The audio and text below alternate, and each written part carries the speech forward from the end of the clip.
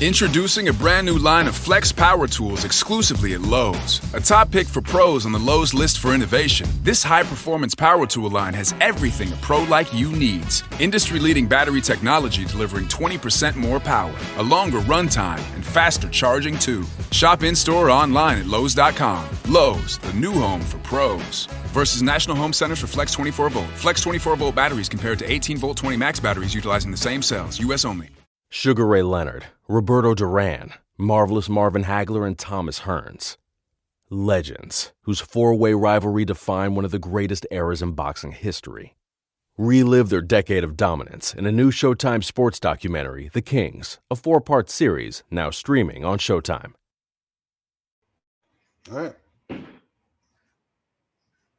Welcome to this Social Suplex special on the Social Suplex Podcast Network. I'm your host, Danny Kukler. And I have a great guest for you guys today. I have the author of Way of the Blade, 100 of the greatest bloody matches of all time. And he's one of the DVD originals. I always mix it up. Always mix up the letters of those. Yeah, I do too. And it's it's something I started basically, 20 years ago. Yeah, one of the original internet wrestling fans. Can we just say that? I guess it's not entirely inaccurate. Sure. I was selling mixed videotapes of taped Japanese wrestling I got from my from a Japanese video store in Hayward, California, near my parents' house when I was a senior in high school on RSPW in 1992. RSPW. So I guess that makes me about as original. I think there were people who were on Prodigy boards before I was on Prodigy boards. Right. So I think that there was a micro generation before my generation, guys like Bob Ryder and guys like that, who I think Bob Barnett. Me. Yeah, Bob Barnett, sure. Those guys. But you're as OG as OG can get. Yeah, Phil Schneider, great author. The book is fantastic. I'm on Bruno Sammartino and Tito Santana versus Adrian Adonis and Randy Savage, but I have the chapters open, and we're going to talk about some of these bloody matches today and how he got into the wrestling industry and all that good stuff today. How you doing, Phil? I'm doing good. Glad to be here. Appreciate you having me on. I appreciate you coming on and after your great appearance on Between the Sheets, of course. Sure. Yeah, I've been hitting and then I don't know if you've been listening. In addition to the book Way of the Blade, which is available on Amazon, there's I've launched the Way of the Blade, the podcast, which I've got. There will be 4 out by the time this gets released. 4 episodes. I've got one with my friend Eric Rich from Segunda Caída talking about Killer Carl Cox versus Dick Murdoch. I've got one with Daniel Makabe, who's a tremendous professional wrestler of his own, talking about Daisuke Ikeda versus Yuki Ishikawa from Futen. Then I've got a 2-parter on the NWA Anarchy War Games matches. So the 2000, which I don't know, those are probably not matches that very many people have seen, but are truly incredible matches. I've got the first one with Reverend Dan Wilson, the leader of the Devil's Rejects. And then the second one, which I'm going to finish editing tonight and put out, will be out Thursday. So I'm sure by the time that this gets released, with Reverend Dan Wilson and Jeff G. Bailey, about the heel versus heel war games, Devil's Rejects versus NWA Elite, which is an amazing match and a really great podcast. Those guys have so many insane stories about that era of Cornelia. It's a very niche thing with that era of Cornelia, Georgia independent wrestling, which is one of the coolest things ever. And I've got that sounds fantastic. I've got an enormous guest, which I won't say who it is, but I've got an enormous guest lined up for my next one after that. One of the biggest people in the current professional wrestling industry. So that's rolling too. The book's rolling. It's going well. It's selling well. I just signed the contract for book number 2. So I'm keeping this whole thing rolling. Yeah. You are a fantastic author. This is a fantastic book. I suggest any pro wrestling fan read it. How did you sort of swirl this thing into book form? Well, I've been writing, reviewing and writing about wrestling pretty consistently for, over 20 years now, significantly, about almost 25 years. And I don't know, Segunda Caída, which is the blog that I run with my buddy Eric, and so we have some other people that write for it. We put out something new every week, every day. So every day we've got a new review of some different obscure corner of the wrestling world. This weird indie show, this lucha show in front of 25 people, this match from France in 1964 or whatever. We put up something new every day. And the publisher of this book, John Snowden, who wrote a Shamrock biography, which is amazing. He's self-published, and he's written some books for other publishing houses, and he decided to self-publish the Shamrock book and had some success with that, and kind of wanted to sort of branch out a little bit. So I kind of just pitched him an idea. I thought it would be cool, since I've been writing about this, on the internet for so long. It's like I've got a style that it's relatively well developed at this point. And I've certainly, done a ton of different reviews of a whole bunch of different things. And I thought the kind of idea behind the Bloody Wrestling is it would be a kind of a nice opportunity to sort of talk about a whole bunch of different things. So I mean, if you've got the book, and it's wrestling from all over the world, all different time periods, territories, and it gives me a sort of a chance to talk about all that stuff, right? If I've got some things I want to say about UWF wrestling in Japan, I can write about that. Wrote about All Japan. I wrote about Lucha. I wrote about independent wrestling. I mean, there's a WrestleMania match in there, and then there's matches that are in front of like 25 people, and it kind of which has always been that's always been kind of the thing that I've done for years in Segunda Caída and other places is, I'm not necessarily somebody who's going to review Raw, or review Dynamite or a New Japan Dome show, current New Japan show. That's not the thing I do. I'm the guy who digs in the crates. I'm the guy who's in the weeds, and I'm saying, everybody likes this Okada match, but it was really good. This match with Mickey Knuckles in it from a couple weeks ago in a garage somewhere in Indiana, or that's the thing I do is I get in there and everybody's got an opinion on Roman Reigns. I don't really have a particularly large opinion on him. I'm going to tell you, I'm going to get a little deeper. I'm going to get a little more of the weeds. I find that stuff more fun, showing people stuff that they may not have heard of or not have seen. And, obviously the book, I talk about a bunch of the canonical stuff. I write about Hart Austin. I write about Magnum TA, Tully. There is the stuff in there that would be Last Battle of Atlanta would be in there in any sort of book about something like this. But it's alongside El Pollo versus Commando Negro. Right. It's alongside MS1 versus Sangre Chicana. Well, MS1 Sangre Chicana is the greatest professional wrestling match of all time. So that's got to be in any book like that.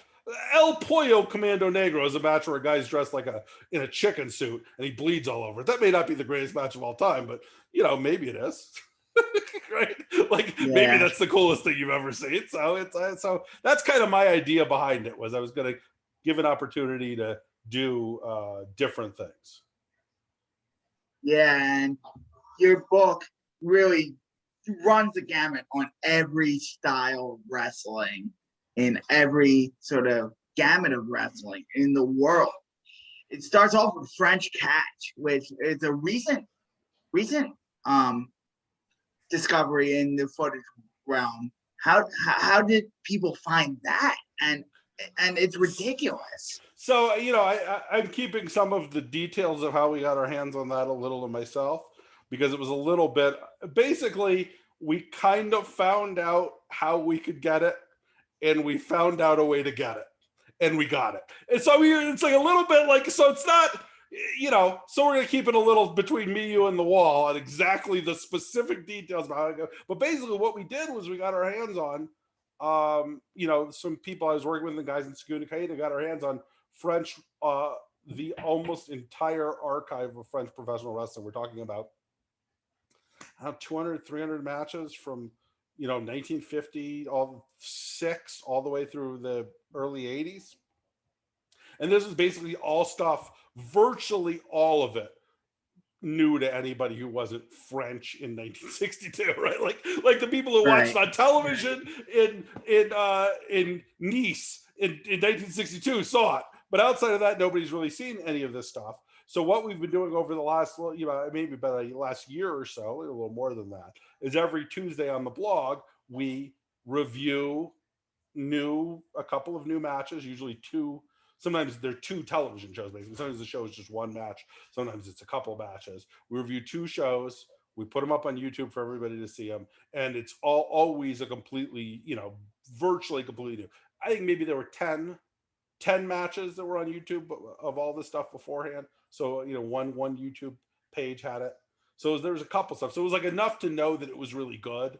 But now it's like we get a real sense of all of it. And, some of the stuff is a fair amount of that stuff is as good as any wrestling anywhere. And it's ahead of its time. It's really ahead of its time, too. Yeah, I mean, it's the first time I ever saw any of it. I saw Gilbert Seska versus Billy Catanzaro. And it was something I found on Daily Motion. Sometimes I'm like bored, like doing some work or something. I'll just fuck around on YouTube and look for hard to find wrestling matches on it. It's sort of like almost like a time, like you're doing something else. Your kids are watching Paw Patrol, and you're just like, all right, let me go see if I can find something. So I found this random match on Daily Motion, Billy Catanzaro versus Gilbert Seska, and when you watch it, it's like the athleticism and speed of like a PWG match in 2014. It's like 1958, and you're like, well, it doesn't make any it completely forward. It's like seeing something like it was Aliens,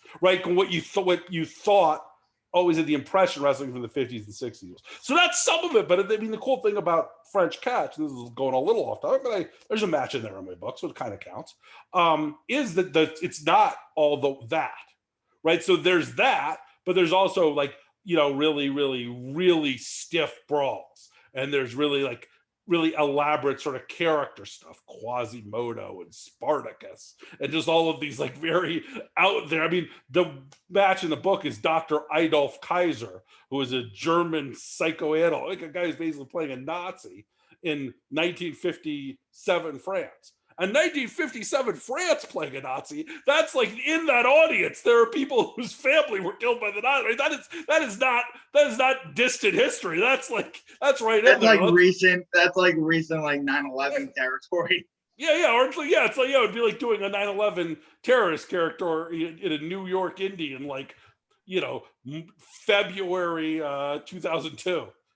I actually did see. I went to a JPW show once in like 2002. Where there was a guy, Fat Frank, who was the JPW promoter. Fat Frank, legendary figure. Was wrestling a guy who was working the Sheik and the final and like right after 9/11. I think the end of the match was he threw powdered anthrax in Fat Frank's face. No. They're like, it's anthrax. No. Like, oh my god! And that was like Bayonne, New Jersey, right? That was right outside the you could see the husks of the Twin Towers from the arena. So so a little like that. So it's like back then it was like the cool thing about it, especially which you don't necessarily see if you're just seeing kind of a random couple matches here or there which show up on YouTube. When you watch all of it, like we've been watching, you really get to see the sense of evolution and different styles and different really great wrestlers. I mean, there's a guy, Le Petit Prince. I don't know if he's named after the children's book or the children's book was named after him, but Le Petit Prince, who is basically 1960s Rey Mysterio Jr. Like has like 1994 Rey speed and moveset. It's like unbelievable. Like you don't even know what you're watching. It's like somebody transported Ray Jr. Not like current awesome Ray Jr. with bad knees. I'm talking about like Ray Jr. from like 1994, like 95 Ray Jr. in France. And there's so it's very cool. It's like it's as a guy who kind of likes one of the things I like the most is finding new shit. It's like it really was Christmas when we were able to get our hands on all this stuff. So if you're interested, Segunda Caída at blogspot.com. Blogspot.com. Every Tuesday we put up new shit. You've convinced me now. The new holy grail though is the Killer Cox Dick Murdoch blindfold match. Right. Yeah, that is the new holy grail, and I want to see it. And there's these two guys will beat the living crap out of each other, and it's blindfolded. So they'll have no idea they're beating the crap out of each other. Yeah, and you just know that's just sitting somewhere in a box in Stamford, Connecticut. Uncatalogued. Oh God. Good God. Some of these matches I was reading about, like the Jerry Lawler Dutch Mantel, which I've seen actually because I do a podcast called Great Match Generator where I actually watch some of these great matches and actually review them with Matt from Markout Mountain, and we actually watch like 4 great matches from the Greatest Match Ever project, and that Jerry Lawler Dutch Mantel match is so good. Yeah, it's cool. It's not a barbed wire match, but it's not like it's not like a barbed wire match. It's like a boxing match. Right. So it's not built around bumps as much as it's built around what it does is it limits the geography of the ring in kind of interesting ways. So it doesn't allow more like a cage match. Yeah, it's more like a cage match. And exactly. And so it can't do a lot of rope running. So it tightens the ring and a fair amount about what they can do. Because even you can see a lot of the matches, those guys you're very, very wary about going backwards and being pushed into the barbed wire. Like basically like if you were actually having a wrestling match in barbed wire and real, it's like the only thing you'd be trying to do is get poked by the barbed wire. So what it does is it kind of makes it like it's like a fist fight in a phone booth. Because the geography of the match is so limited, these guys basically just tee off on each other. Yeah, it's great. And it's funny, it's like I probably have used, when you write as many things as I've written over the years, it's like you sort of repeat the same tropes over and over again. And I've probably used Lawler, Mantel, fist fight as an adjective to describe great punches in wrestling matches probably 100 times. Like, oh, this wasn't as good as Lawler Mantel, but it had a Lawler Mantel-ish kind of thing. So it's like one of the things I was rewatching that match. I was rewatching that match for the book. It was like, oh yeah, this is what I was talking about. These two guys. What was the most surprising match you rewatched and you thought, man, I was not expecting this to be good, but it was really good? Well, I had an idea, I put the list together. So I had an idea of, what I knew was great and what wasn't. I'm trying to think of, Magnum TA Tully Blanchard was a match, obviously, with an incredible reputation. And certainly something I'd probably seen a half dozen times before, but something I had not seen in a long time when I rewatched it. So it was something that kind of was on the list just because, of course it's going to be on the list. But that was something that, it really blew me away when I watched it again. I was like, God, this is good. And it's like, sorry. And it's such like it's such like Magnum TA is sort of this really virtuous figure in 80s wrestling. I imagine I'm a little older than you. And that period. Yeah, I'm 25.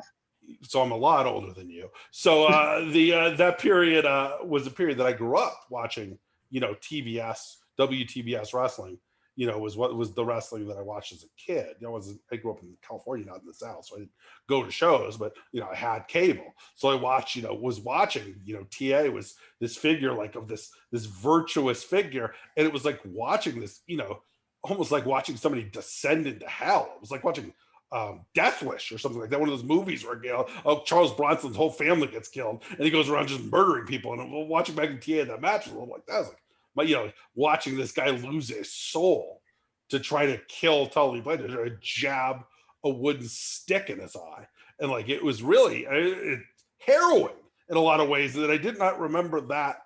When I watched it on a videotape from the not Blockbuster video, because Blockbuster video didn't have good wrestling videos. You had to go to just the local owned video store somewhere, find where they had the good wrestling games. When I watched it then for the first time, don't think it affected me in the way it when watching it again. Right. This is because you had the context now, or just it's just like the idea of who Magnum was, what he represented, and what this was, and I got so many. It's like one of the worst things about current wrestling.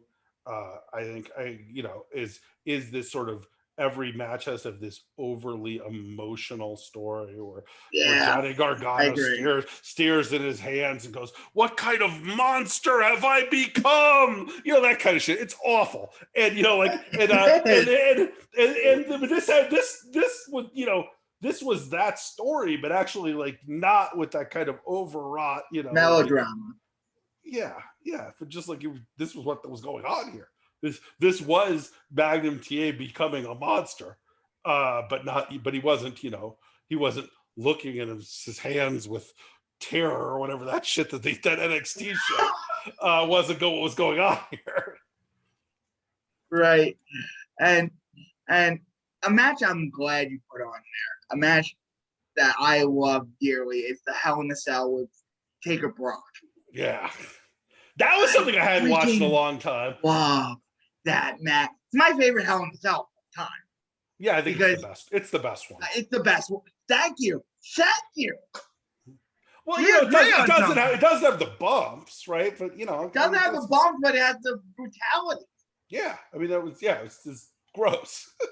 And I'm not like a Taker guy particularly. He's not somebody who he's somebody who means a lot to wrestling fans of a different generation than me. He's not somebody who means a ton to me. It's fine, but I mean, this I think was his like masterful, his masterpiece. Was the best match he's ever been in, and Brock at that point was just like, you know, was like nobody's ever reached that level in that first year. Just a phenomenon. Yeah, he's somebody his stuff is. I mean, I still really enjoy him, but. He's at a different point, right? His stuff is, this was when he was coming in. It was like, you'd never see anything like this. He was just ripping through everybody. And, you know, this is him just tearing the top of the Undertaker's head off, you know, like, and that match is great. And yeah, I think it doesn't have the moment of like the Foley match or the Shawn Michaels match. But it personifies what Hell in a Cell should be. Yeah, it's cage match. It's brutal cage match. Blow off cage match with a lot of brutality, blood squirting everywhere.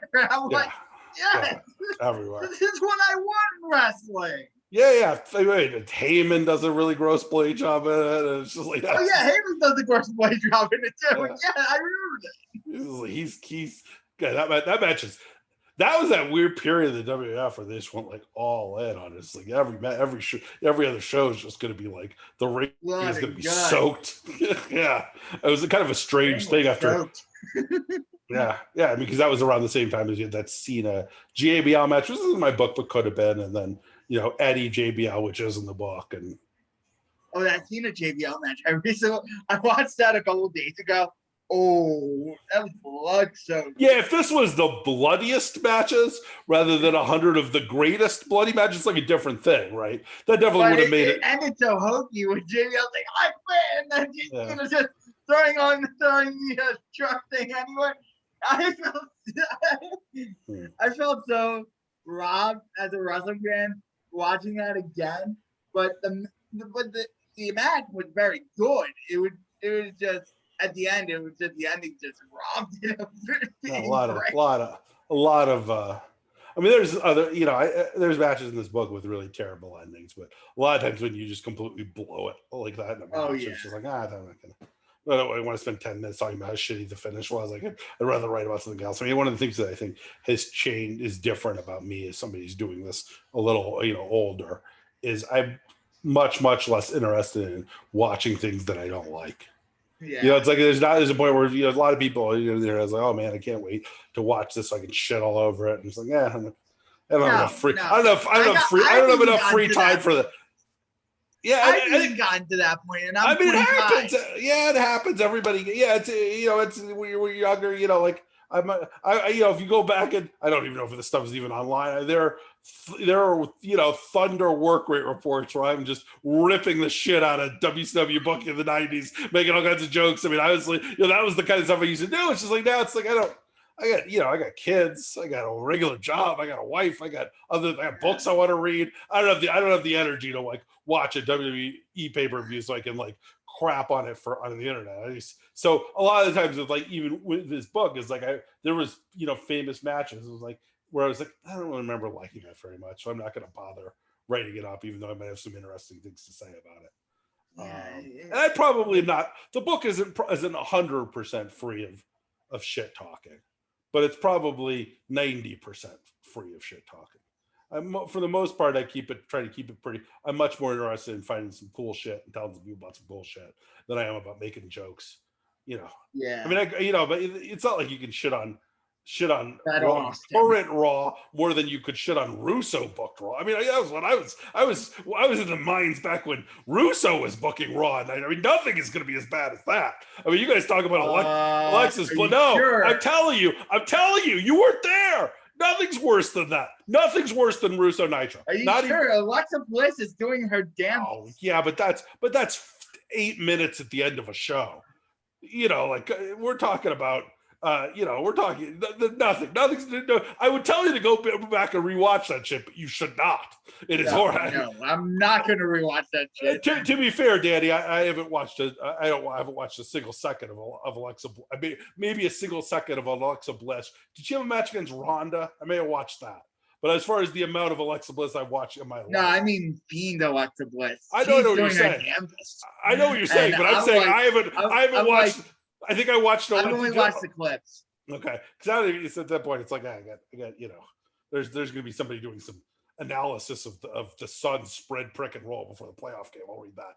But I just have a match against Ronda. I watched all the Ronda matches. Alexis Bliss have a match against Ronda, so I've watched one Alexis Bliss match in my life, and I'll be happy to watch. The number can continue to be one forever. I may have watched against The Rock's cousin. Eric, who is my partner in crime on Segunda Caída, we have one of the things we do is an ongoing 2020 ongoing match of the year list. We've been doing it for the last 5 or 6 years. Yeah. So he'll watch more of this stuff than I will. So every once in a while he'll like nominate like a match on Raw or a match for WWE pay-per-view, and eventually I'll get around to checking it out if he's nominated. So every once in a while he'll like say, "Oh no, this was really good," and I'll like go, "All right, fucking fine. I'll watch a Drew McIntyre match, I guess." Drew McIntyre's fine, but I'm sure not my taste. I think I saw him live at Evolve once in Baltimore. I thought he was okay. Yeah.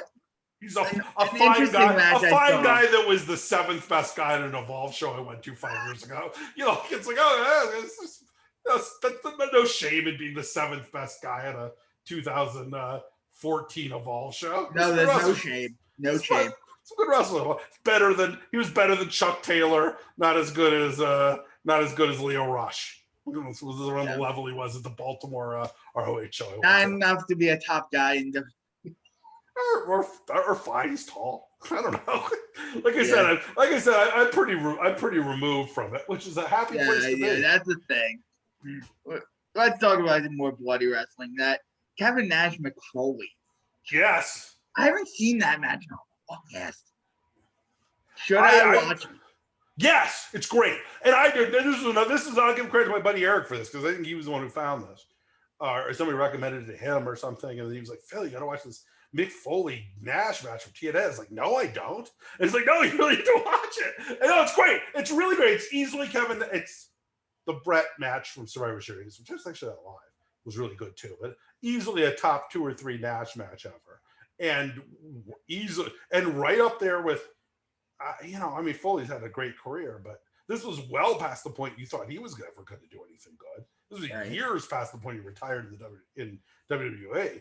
Yeah, it's got a terrible ending, which is, a TNA specialty, right? But the actual meat of the match is really great. And it's kind of this cool story of like Foley being this guy who resents Nash for half-assing his way through his wrestling career, and Nash being a guy who thinks Foley's a sucker for taking these stupid beatings, and Nash was like, I got more money than you, and I didn't have to destroy my life. So it's kind of an interesting, like, that was the story behind the match, basically. And the match itself was really good, and it was a little like, I don't know, like a little like Vader Foley. I mean, that was the match that it reminded me the most of. Whereas like Foley's taking this like really, really, really stiff beating and then, firing back, and then both guys start bleeding. And then, they finished with like a run-in with Tracy Brooks or something. The finish was awful, but the actual stuff leading up, the actual match itself was really, really good, and in a way that like a perfect thing for this book. Where I was like, anybody remember this Mick Foley Kevin Nash match from TNA 13 years ago? Probably not, but it's awesome. Everybody should go check it out. And I'm not a guy who's necessarily, like I said, I don't know if that may be the only TNA match on this in the book. That's a blind spot for me. I had one of the guys I used to fight when I used to box was a cable guy, and he got like back in the last days you could get like stolen cable. He got me like a stolen cable box, and I watched all the first 2 months of TNA pay-per-views for free on my buddy's stolen cable box. Before that, but that was pretty much it. Like, it wasn't like I remember a fair amount about like the first 6 weeks of TNA. It's like I remember they brought in Wolfie D from PG-13 working like a goth gimmick, and that was kind of cool. But outside of that, I was like, and as soon as they stopped running the Nashville Asylum, I was pretty much out and remained out for the entire remaining run of the whole promotion. But yeah, we had a fun Ken Shamrock match on like the third show. I think I remember vaguely. Headhunter A versus Headhunter B. I didn't even know this match happened. This was this is a generation. Introducing a brand new line of Flex power tools exclusively at Lowe's. A top pick for pros on the Lowe's list for innovation, this high-performance power tool line has everything a pro like you needs. Industry-leading battery technology delivering 20% more power, a longer runtime, and faster charging too. Shop in-store or online at Lowe's.com. Lowe's, the new home for pros. Versus National Home Centers for Flex 24-volt. Flex 24-volt batteries compared to 18-volt 20 max batteries utilizing the same cells. U.S. only. Most people only see their doctor a few days each year. For all the other days, there's CVS Health Hub, where you can see a provider, fill a prescription, and grab the essentials you need in just one trip, even on evenings and weekends. For care between doctor visits, from earaches to help with diabetes or sleep apnea, visit your local CVS Health Hub today. That's healthier, made easier. Services vary by location. See cvs.com/healthhub for details. This is like that IWA 90s IWA deathmatch. Oh yeah, the deathmatch promotion. Yeah, it was a big like early tape trader thing. Like you'd always get when people started trading tapes, they'd always get a wing tape, or they would always get like an IWA King of the Death matches. Because it was the shit. I knew of IWA King of the Death matches because I knew of that tournament. Right. So that would always I didn't know the Headhunters faced off. What? Yeah, the only time they ever did, right? And it's a crazy match because the Headhunters is just a weird thing. Like they're like like I think I remember writing in the book. It's like more like a thing some kid would make up in their bedroom. Like if they're like making up wrestlers playing with wrestling buddies, and one of them it's like they're identical twins. They look just like Abdullah the Butcher. They do moonsaults. It's just like it's like doesn't sound like a real thing that exists. It sounds like some thing a 11-year-old would make up. But yeah, it's a couple of Puerto Rican identical twins look like Abdullah the Butcher who do moonsaults, and this is them stabbing each other head with pieces of glass. I wouldn't say it's great, but it's really great. Like it's like more of I would love to watch it. It's definitely more of a vibe than like an amazing wrestling match, but it's a vibe, man. Those guys are nuts, and the crowd gets really into Headhunter B and just starts chanting B, which is pretty funny. B. Yeah, not like you can't tell these fucking two guys apart. They look exactly the same. I don't know how you pick which one of them you're gonna be rooting for. But yeah, I think it was A or B. One of them's got a really, really great looking Alabama jam. Like crazy height for those 400-pound dudes. Yeah, that's what I remember about the Headhunters, watching like the music videos, like the early YouTube music videos. Their moonsaults were insane for 400-pound guys. They were like, they're really music video wrestlers. Oh, it's like, oh my god, these music videos are incredible. You watch a match and you go, oh, this is would have been better. Not great. I mean, they're fine. I like the editors, but they're guys who they're the 6 coolest things they do in the match are really cool. And you're still going to get a lot I mean, I don't know if you remember the Eliminators from ECW were a lot like that. Whereas you Barry put them Sanders and John Cronus. Yeah, you put some Eliminators highlights on some Alice in Chains or something like that. You're like, holy shit, these guys are the greatest fucking wrestler I've ever seen. And then you actually watch an Eliminators match, you're like, oh no. This Public Enemy? Yeah, Public. I mean, a lot of those ECW guys were like that. Where it's just like, yeah, put me. Rocco Rock was a good wrestler. He was a guy who, he had like a weird pre-ECW run as the Cheetah Kid, working as a fake tiger mask on New Jersey Indies. He was good. He's fine. He did some European stuff too. He's a good wrestler. Johnny Grunge was okay. But yeah, Public Enemy were all like, I mean, a lot of ECW as a promotion for the most part, they had some really good wrestlers, but a lot of that stuff was like amazing video clips of stuff through Alice in Chains song and the matches itself. Yeah. Don't hold up. I've got a couple of these. I think I've got 2 or 3 ECW matches in the book, which I think may underrepresent them a little bit, but so be it. I got Stairway to Hell. Taboo Salmon, you got Taboo Funk. You had the obvious ones. Yeah, I got I think Tajiri Carino's in there, which is a little bit of a later ECW deal. Yeah. You have Gangsta Thugs from Smoky Mountain, which is like a heated match. Yes, it's like that's a very heater match. It's basically wrestling as it's a World Star video as a wrestling match. Basically, it looks like a fight outside a Waffle House in Kentucky or something like that. And the Gangsters, that doesn't age amazingly. That's some of that stuff. Oh no, but some of the yeah, but some of the stuff really does. Like in a way, like New Jack was a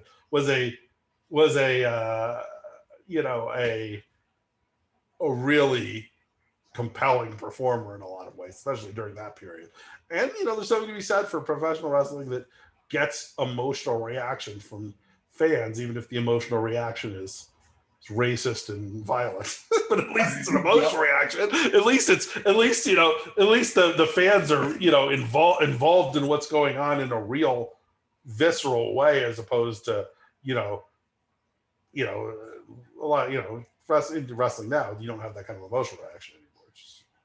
I think you have the same number of IWA Mid-South matches and DCW matches in.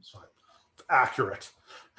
That's an accurate representation of the quality of those two promotions. I could have easily put on 5 more. I think I might have had more. How many IWA Mid-South matches do I have there? I have at least 3, right? Necro Butcher Joe. I have 4, right? I got Necro Butcher Joe here, and I have had 3 ECW matches, or do I only have 2? In Rotten Hero. In Rotten Hero, that match is incredible. I did a whole zine with Butcher my friends. Joe. I did a whole zine. Hero, Jimmy Jacobs, BJ. Oh, Low Key Hero. Low Key Hero is PWG. Oh, Low Key Hero is PWG. All those guys wrestled for so many promotions. Yeah, sure. That whole period was, but it was a little bit of a blob. But yeah, no, I didn't Mid-South. You gotta remember that was a promotion that ran like once a week. Yeah. They weren't running like once a month. They were running like every week bringing in people. And, they had a base of really, really great wrestlers. And that Ian Rotten Hero match was there. Me and my buddy J.L. Goldberg did an entire zine, which I think you can still get from him, all about this Meth Lab Battle Arts is what I coined, which was this period of IWA Mid-South Ian Rotten matches that were all, Rotten's people who've heard of Ian Rotten and they think of him as a wrestler, think of him as a guy doing like hitting people with glass light tubes and that kind of thing, right? Which is what he did a lot of. But he's also a guy who was like an incredibly skilled grappler, and he would work these matches. The match with Hero is all really violent mat wrestling, like all on the mat, all like where you could just, there's like in front of like 27 people, and you could hear like the impact of like Ian Rotten punching Chris Hero in like the elbow as hard as he could, and like putting on these like submissions where you can hear tendons stretch. It's actually harder to watch than any Ian Rotten death match because it just the violence. And the crowd. It's one of the great things about having a crowd that silent is they're just kind of like disgust. You just hear them go like, "Oh my god!" You're like, people have that reaction to like this match. People are like, Jesus. People are like, "Fucking Christ, shit." And this is it's a IWA Mid-South show, right? They're there to see people get hit in the face with bottles and shit. But you're just watching Ian Rotten take his knuckle and drive into the side of Chris Hero's temple. They're like, oh, this is, I don't know. I came here to watch Mean Mick Page get stabbed with glass. I don't have my stomach for this match. We're just like, so it's worth watching. I mean, all that Ian like Ian hard mat wrestling shit is incredible. Nobody really thinks about that. Nobody really thinks about Ian particularly rates Ian as a wrestler, and nobody really ever talks about those matches. But that little subset of where Ian takes a guy and sugar holds him and punches him in the side of his neck, I mean, it is great. And that hero match is incredible. And all those IWA Mid-South matches are. I mean, Joe Necro is famous. Is fucking incredible. Joe Necro is 10 minutes of. Oh, we're just going to beat the living shit out of each other? 6 minutes. I mean, it's not even 10. It's really short. But yeah, it's like, and then the atmosphere of like, what am I watching? The ECW arena just buzzing. It's just, This is what ECW was. I mean, it's maybe the greatest match in the history of the ECW arena. I'll go ahead and hot take it. I think that may be the greatest match in the history of the ECW arena. I don't know what some other candidates. I mean, it's incredible, and it's got this real moment like right before. This is like that period where Necro didn't last very long because his body fell apart. I don't think he's a guy who, outside of the style of wrestling, which isn't something that encourages longevity, and I don't think his non-wrestling lifestyle was one that encouraged longevity. Oh no. So he's not somebody who had a long career, but man, oh man, it's like during that period, like right around that match, and then there's matches against Loki and some matches, PWG, Eddie Kingston matches where he was on this run where it's like everything he touched. Everything was incredible. Incredible. There's a Super Dragon. There's a match of Super Dragon and PWG. I don't know if you've ever seen that. Where it's just yeah, I've seen the Necro Super Dragon match. That match is incredible. Doesn't have blood is the only reason it's not in this book. I mean, I think there's a chance Super Dragon was bleeding underneath his mask, but it didn't have visible blood, so it doesn't that was the thing. Doesn't count. I needed to see a little red to write about it in this book. Otherwise, I would have definitely written about that. But other things like that Hero Kingston match, which is the Hero Kingston and Whitmer Jacobs, those are both sort of big time 2000s indie wrestling feuds. Those guys, and those I think are both the best versions of that feud happening at the Mid-South. So, and weird too, because the Hero Kingston match wasn't. I mean, they had a couple of losers. They had a big loser leaves town match in CZW, which is very good. They ran the feud back again in ROH and ran a loser leaves town. Big matches and big promotions. This was like just a sort of a thrown together match on a second night of a Ted Petty Invitational tournament where both guys have been eliminated in the first round. So they said, "Fuck it, we'll just run Hero Kingston, as an extra match on the second night of this tournament because we flew, I don't know if Ian flew anybody in. That doesn't seem right, but whatever, they're here, so we'll just run this match." And Ian didn't fly anybody in. He may have said that he was going to pay the ticket. I don't know. I mean, who knows in the internet? God bless. It's wrestling. God bless you. But so that match, this wasn't like a hyped match, with a lot of build to it, but it had the build of course, these guys feuding for years and years and years, and they just obliterated each other with that thing. And then Jacobs Whitmer, obviously, this big feud in ROH. I don't know if this is something you're familiar with, where Jacobs, they were tag team and they broke up, and Jacobs had this unrequited love affair with Lacey, their manager, which really is not something that you want to talk about things that don't age well when you rewatch them. I watched all that Jacobs Lacey stuff. I mean, he comes off like he's I don't know if he's as a baby face incel psychopath is a weird gimmick. I guess it's a perfect gimmick for ROH fans, but that was basically what he was working. And then so in hindsight, you're like, oh no, this guy's gonna try to stab up, bring a knife into a sorority house. That's how it feels when you're watching it again. But so that was that part of this feud. But this wasn't really part of that feud. This was a couple of months after the blow off in ROH, And again, sort of a side thing in IW Mid-South. But I think it was the match that they had with each other that brought it all together. It was like an I Quit match. Good Lord. It had the best. That I Quit match was actually, I've seen the I Quit match. That's brutal. Yeah. I mean, the finish, spoiler alert, everybody should watch the match. I mean, the finish is basically Jacobs giving a vasectomy to Whitmer in the middle of the ring with a spike. That's like the end of it. He's like, I'm gonna give him stick this Kevin Sullivan spike right into this guy's urethra 4 times until he quits. And that's the thing. The thing about I Quit matches. Sometimes you gotta. That's a big thing to sort of pull off, is trying to make sure that you buy the I Quit. I think in the war games that I did, there are 4 war games in this book. And I think 3 of the I Quits were good. I think that's the one sort of flaw in the 92 war games, which otherwise is pretty close to a perfect match, is that's not a great finish. This Sting versus Dangerous Alliance finish of that war game is not great. It's like they do this whole thing where they're unhooking a hook from the ring post for 2 minutes, and then Zabisco accidentally hits Bobby Eaton in the arm with it, and then Sting submits him with a famous master of the armbar. Sting submits him with an armbar. Isn't it funny how the indie war games are better than the actual WCW war games? Some of the WCW war games are really good. The 2 Wildside war games are incredible. The 2 Anarchy one, the RHCW one is really good. I've watched a lot of indie war games. I went on a little bit of a indie war games deep dive. There are plenty that are not great. Okay. It's not a universal thing. There are some universal indie war games. This is good.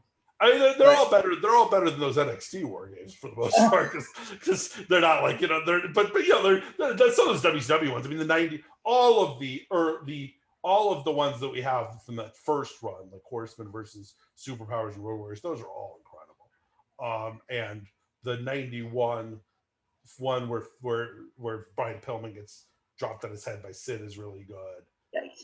The 94 war game. Oh yeah, the 94 one's really underrated because it didn't have blood.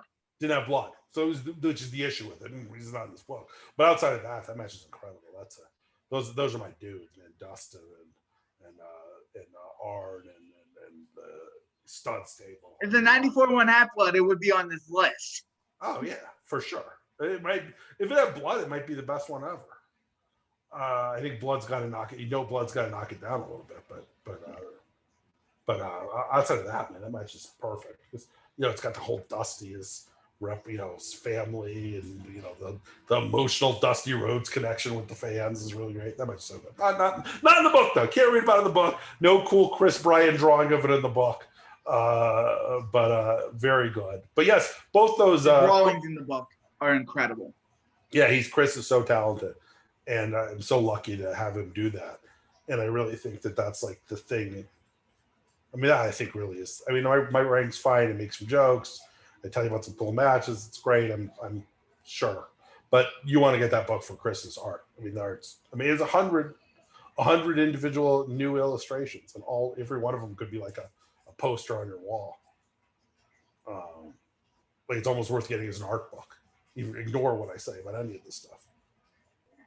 So even if you're somebody who's always hated me, the book's worth getting just for the art.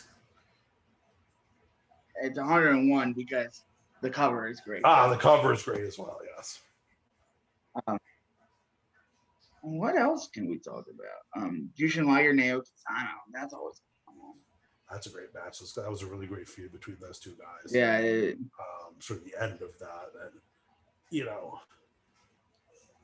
that style of wrestling is not something that when I've come back to is really connected with me, particularly a lot of the Liger stuff I've seen. It's hard not to love Liger, but like a lot of that New Japan Juniors stuff, when I've rewatched it recently, hasn't connected with me in the same way as it did when I was watching it, when it was happening, right? I mean, like I said, I was getting wrestling videotapes from the Japanese video store by my house in like 1993 and 1994 and 1995, 96, right? And, at some point back in the DVD-DVR days, Dean was getting videotapes from a buddy of his in Japan and then he would just send it to everyone.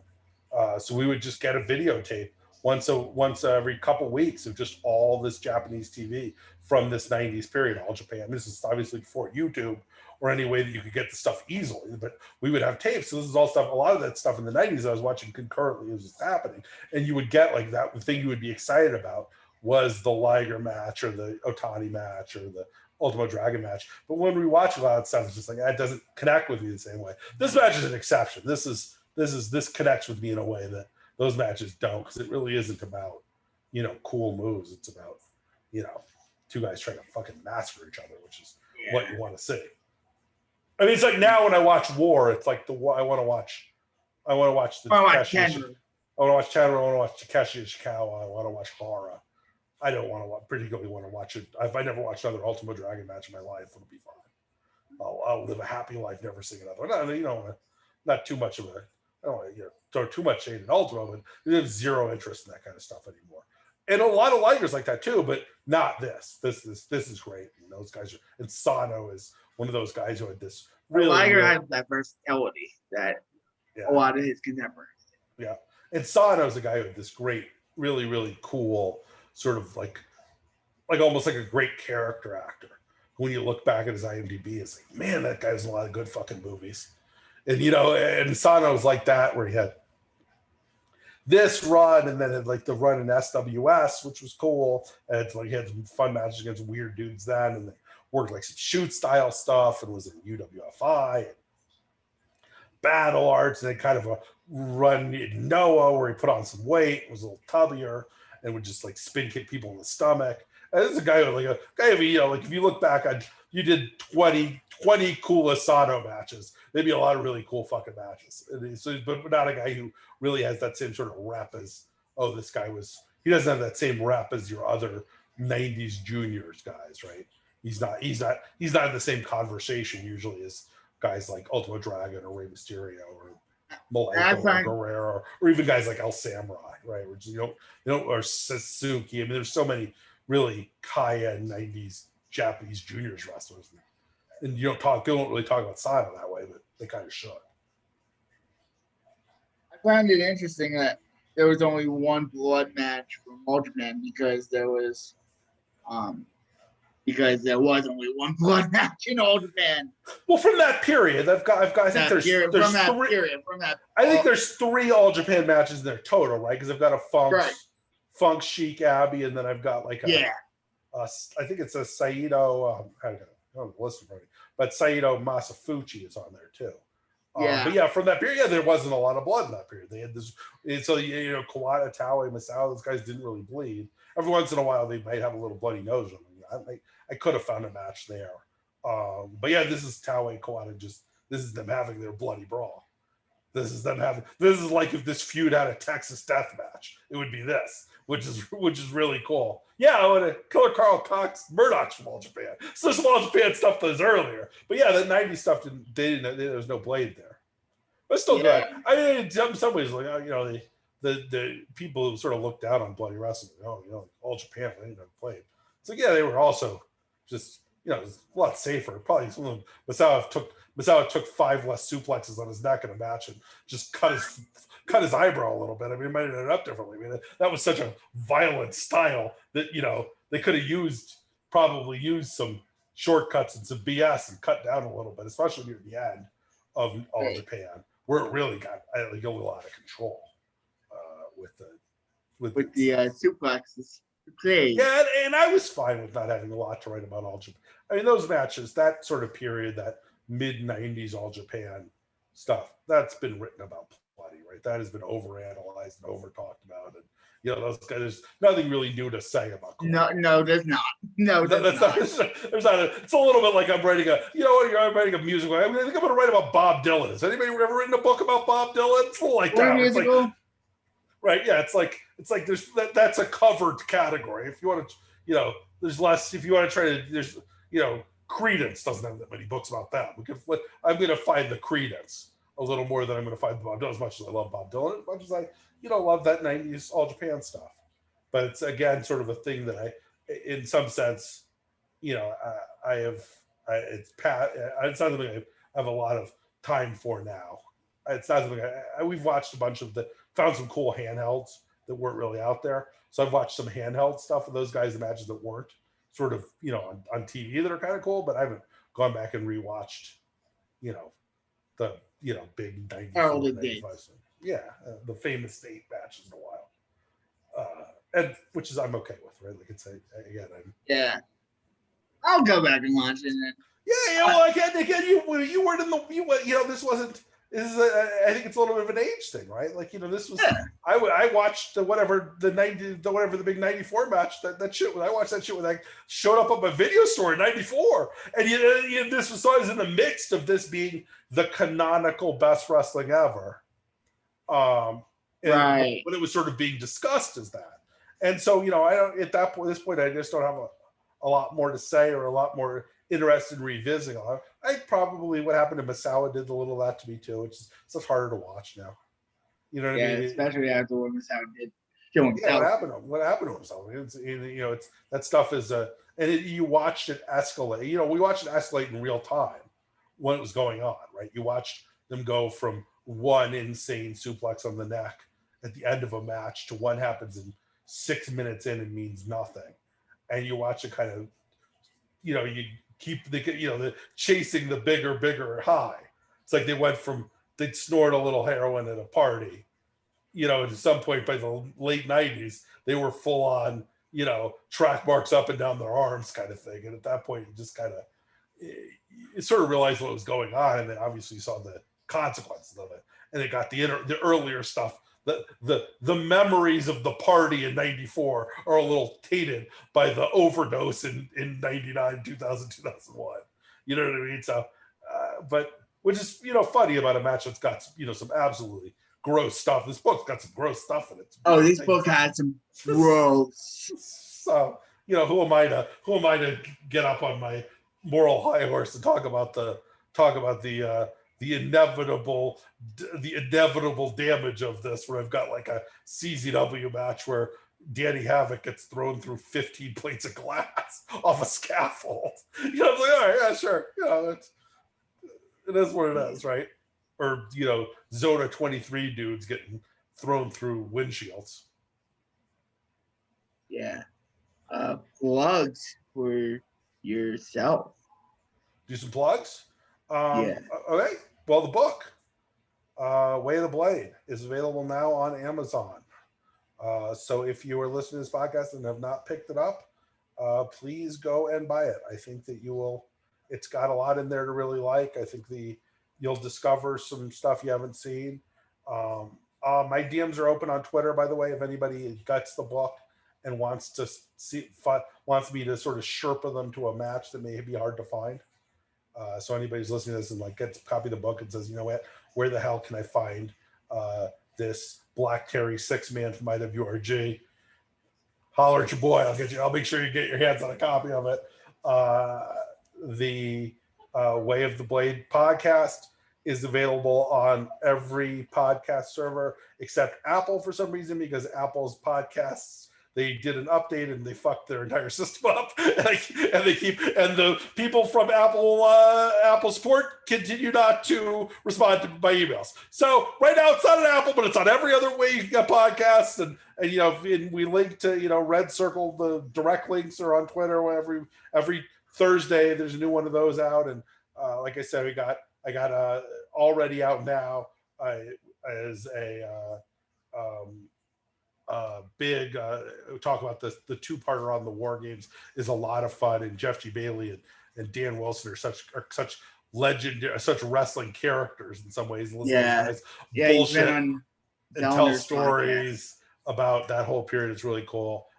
The Daniel Cobb. I mean, all four of them, I'm really happy the way all four of those podcasts go up. And I'm going to do a new one every week for a while. I've got some that are already recorded. I've got some guests lined up. Like I said, the one not this Thursday, but next Thursday is an enormous guest that I'm not going to leak now, but one of the biggest figures in professional wrestling right now.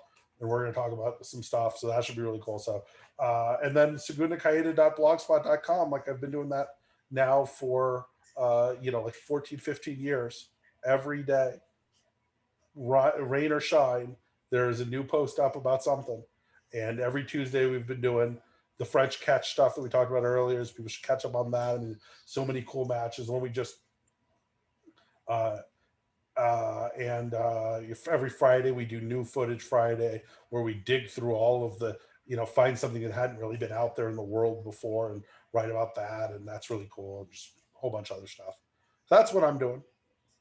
But if you buy the book, because I got 2 kids and I have to buy new Target shoes for my son every 3 weeks as his feet get bigger.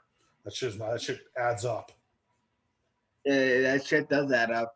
DJ D Cooks on Twitter, Social Suplex on Twitter, and socialsuplex.com is where you can find this podcast, and you find us on all podcast providers, podcast network. Apple too. Apple works for you, motherfucker. I think Apple works for us, but I don't even know if Apple works for us right now because Apple fucked with their podcasts. They fuck with their podcasts. I've stopped using them to listen to podcasts, and as a response to them screwing up my podcast, like, fine, I'm deleting your goddamn podcast player from my iPhone, just loading up Spotify, where you can find the Way of the Blade podcast with no problem at all. So. Oh, I have found the Way of the Blade podcast on Spotify with no problem. I listened to the first 2 episodes with no problemo. No, go listen to the Wild Side ones, man. And did you watch those War Games matches? I haven't. You got to follow me. I posted links to both matches on Twitter. Okay. Those 2 Wild Side War Games matches are both awesome and so much fun. And my advice is watch them both, and then you can listen to the sort of story behind all of them. I mean, the cool one about the 2006 one, I think, is as good as any. I think what we do sort of an all-time match of the year list on Segunda Caída, where we have a different match, a list of what we think the best match of every year is. It's our 2006 match of the year. We think it's so far. I mean, we haven't watched all the matches from 2006. Right now, we have it as the best match in 2006.